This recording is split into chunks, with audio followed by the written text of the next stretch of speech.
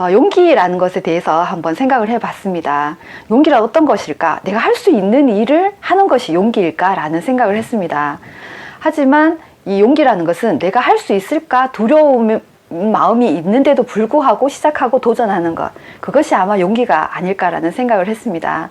자기가 두려워하는 분야가 있잖아요. 저의 경우 말하기였습니다. 어렸을 때부터 굉장히 소심한 학생이었고 수업 시간에 선생님이 나를 지목하지 하지 않을까라는 생각으로 앞친구 뒤에 숨어서 이렇게 선생님과 눈을 맞추지 않고, 발표는 정말 울렁증이 너무 심해서 도저히 남 앞에서 말을 할 수 없는 그런 아이였습니다.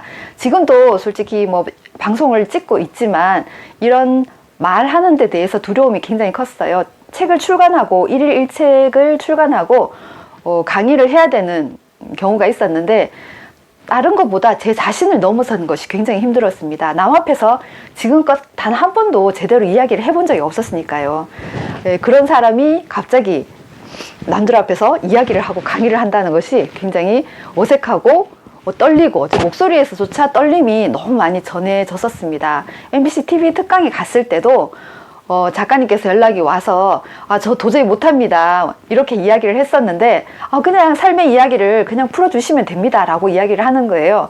그래서 내 삶의 이야기고 책에 대한 이야기니까 한번 해볼까 라고 대답을 했었지만 선뜻 그 준비 기간에 굉장히 두려움이 많았어요.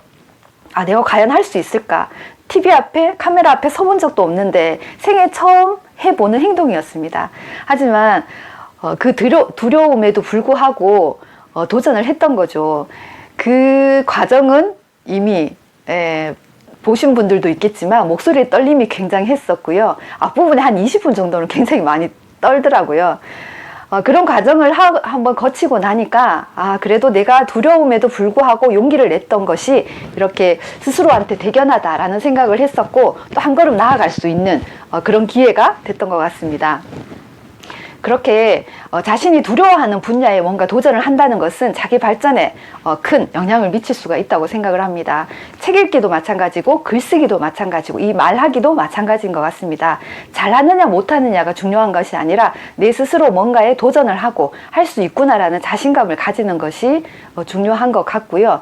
또 타인의 기준에서 다른 사람이 나를 어떻게 볼까라고 하는 것보다 내 스스로 어제보다 나은 오늘의 나를 만들어 가는데 초점을 맞춘다면 조금 두려움이 덜하지 않을까라는 생각을 합니다.